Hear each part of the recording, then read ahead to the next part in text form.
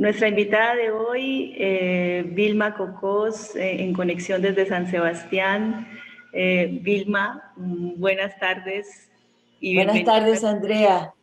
bienvenida y muchísimas gracias por aceptar la invitación. Un placer estar contigo y en este espacio tan importante para la extensión del psicoanálisis, estas lecciones, tomando el significante de Freud, ¿verdad?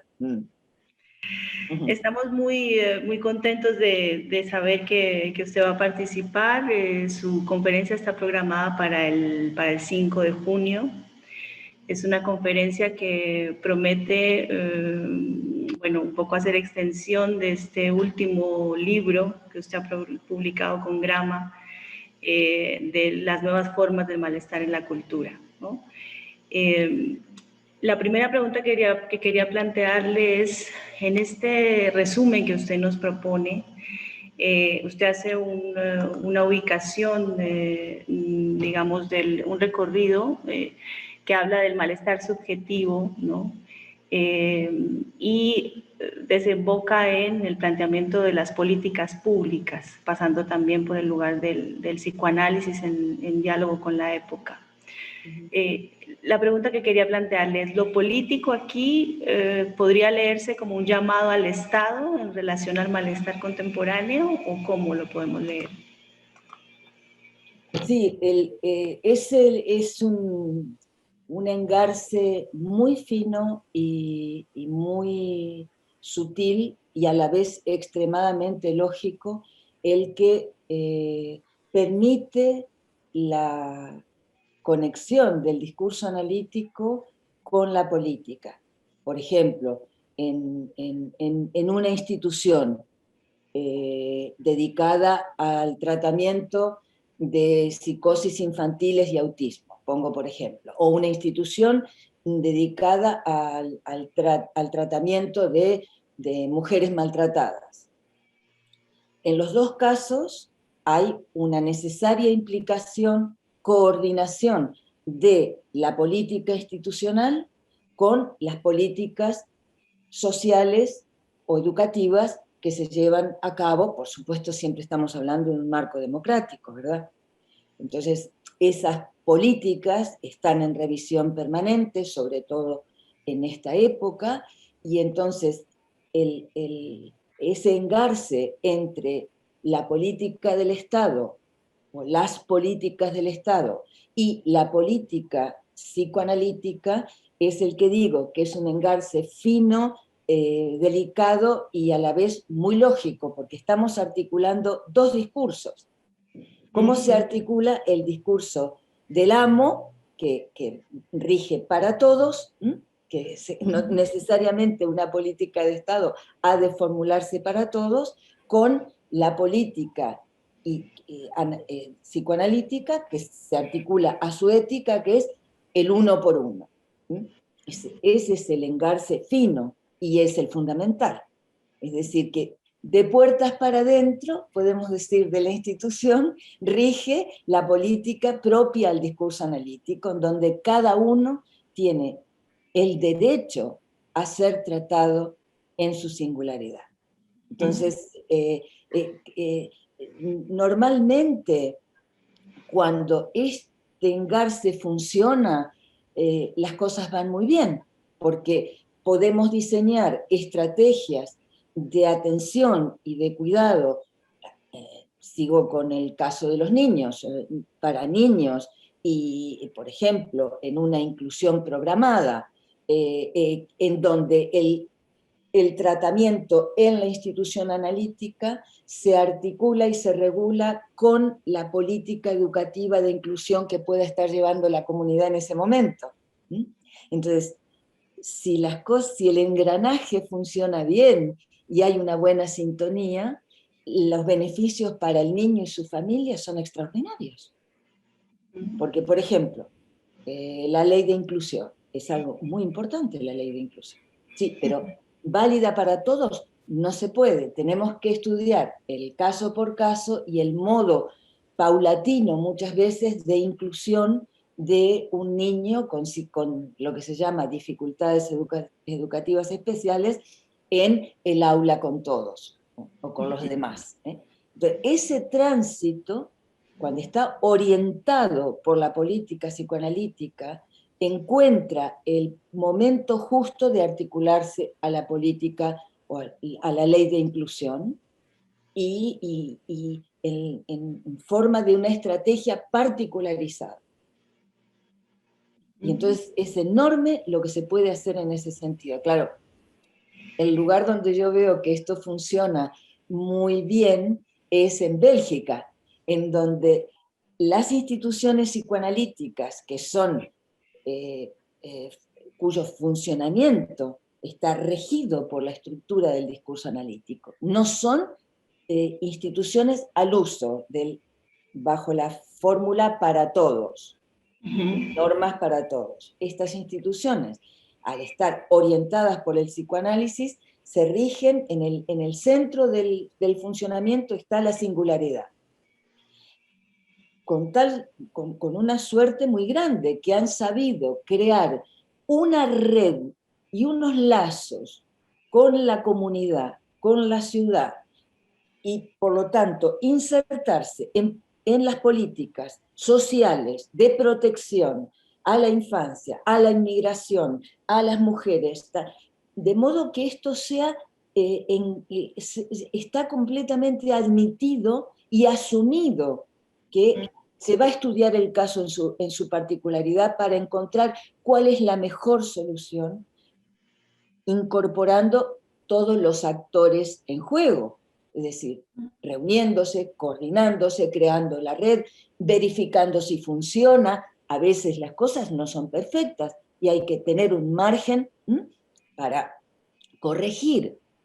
Y lo que veo es que cuando hay una comunidad permeable al discurso analítico, las cosas van bien en este sentido, en que los niños pueden retomar o incorporarse a una escolaridad cuando al principio precisamente habían sido excluidos de esa escuela donde pueden ir todos, porque los niños que reciben estas instituciones son niños que han entrado en conflicto con esa escolaridad para todos. No pueden ir a la escuela, por la razón que sea, en general, por tener síntomas importantes, graves, inhabilitantes, o sea, que están fuera del lazo social.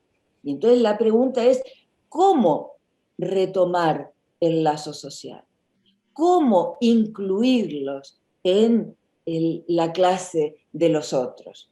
Y cuando se tiene claro el objetivo y se tiene en claro que se parte de la singularidad, se dibuja la estrategia adecuada en cada caso y tenemos una cantidad muy importante de publicaciones que nos enseñan el día a día de la institución y el modo en que esto se ha ido instalando en la comunidad.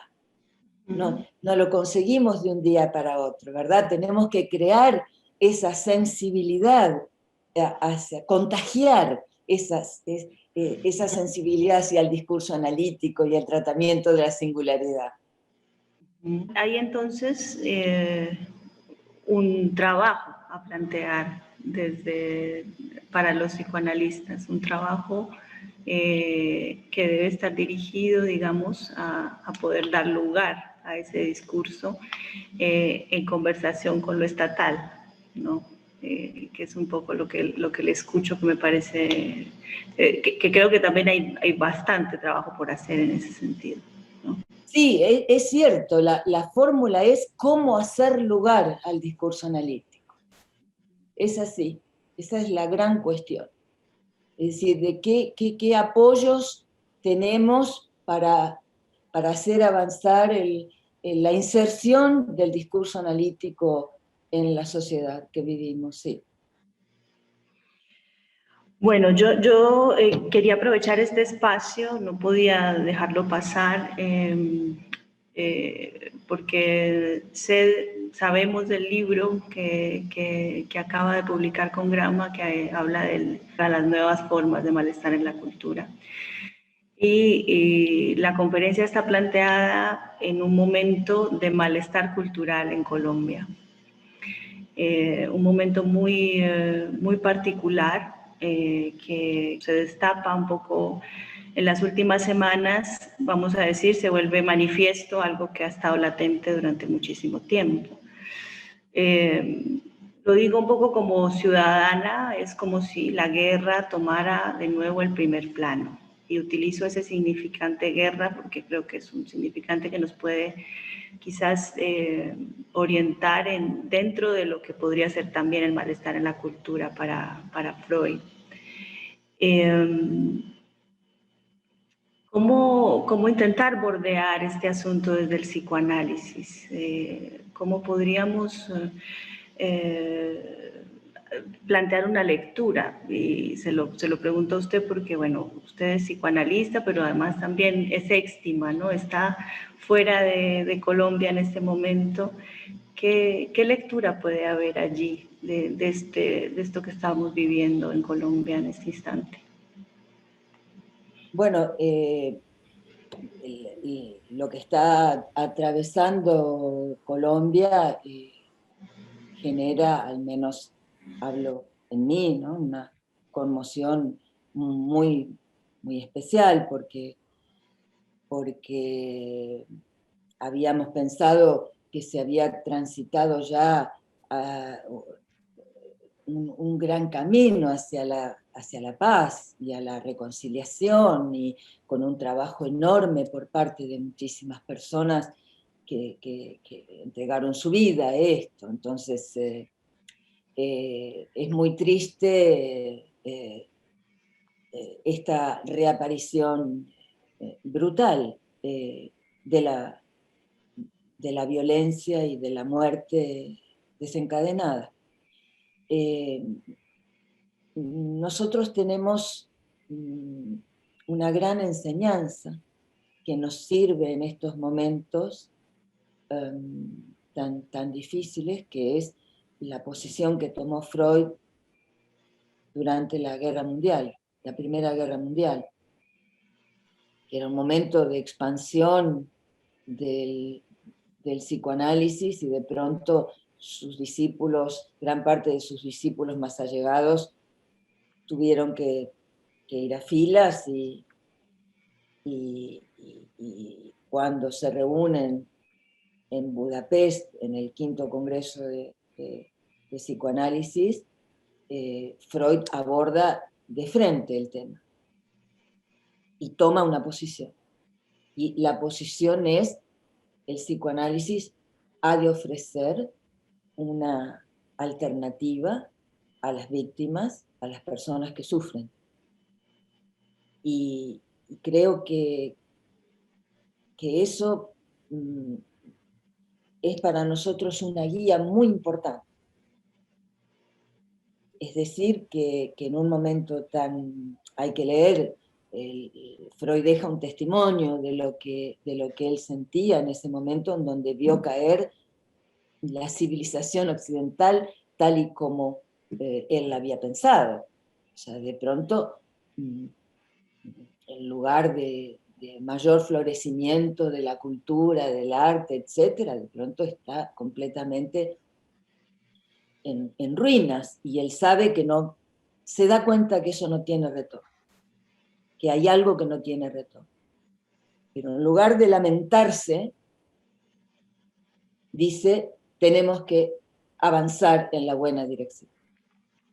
Y entonces convoca en el Congreso una primera discusión sobre los traumatizados de guerra, se hace un primer debate clínico sobre las terapias orientadas por el psicoanálisis que se habían implementado con los traumatizados de guerra, los soldados, y entonces se inicia algo que, si usted quiere, en algún sentido llega hasta hoy. Lo que pasa es que hay muchos de los eslabones que no los tenemos o no los teníamos suficientemente, pero es nuestra tarea, cada vez que pensamos en la respuesta a dar frente a una tragedia social, nuestra responsabilidad es reconstruir esos eslabones para orientarnos bien. No solamente para hacer un raconto del pasado, no, porque ahí está la transmisión justa de cuál es la posición que debemos asumir desde el psicoanálisis y desde el discurso analítico para poder formular una respuesta ética. Y nuestra posición es siempre del lado del sufriente.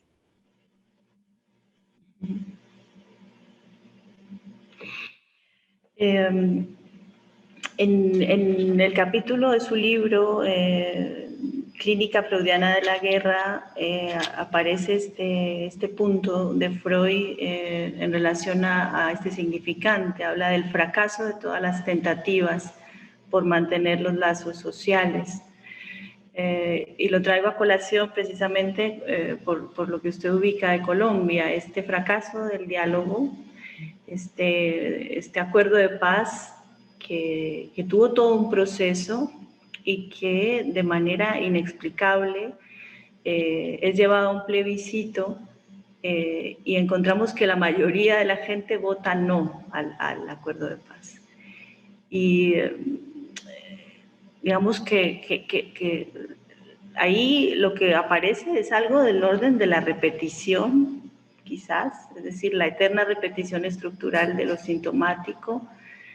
Si me permite, yo, bueno, he participado en este libro, que no sé si lo conoce, Las gramáticas de la guerra, que se hizo precisamente en Colombia, en el que se abordan temas cruciales y que desde el punto de vista del que analiza lo que ya con distancia, ¿no? Ya había unos hechos que ya permitían una cierta distancia y una cierta reflexión.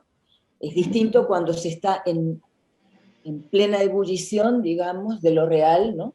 Es muy difícil tomar la distancia suficiente para poder leer la lógica que está en juego, porque así como la violencia no tiene sentido, porque es que no tiene sentido, o sea, es absurdo tratar de encontrar una explicación, lo que sí tiene es una lógica. Y esto es una enseñanza importantísima a partir que se construyó precisamente Bruno Deallieu, que participa en este libro, tiene un texto maravilloso que se llama Hacer inexistir la violencia, que es sobre el tratamiento de la violencia de un niño en la institución. De un niño, de varios niños, pero en este sentido, que no hay sentido como tal, pero que hay una lógica, y que cuando se comprende la lógica, entonces las alternativas de actuación, las estrategias posibles de actuación, se empiezan a perfilar. Si nosotros pensamos que es solo una repetición, que nos caen los brazos de impotencia, de verificar que una y otra vez el mal gana, Tánatos gana a Eros. Y verificamos la repetición. Pero creo que si conservamos la pregunta de que no entendemos ese no, de que no entendemos esta violencia, de que es incomparable con la anterior, de que hay un punto que sí, pero hay otro que no, porque algo había sucedido en medio.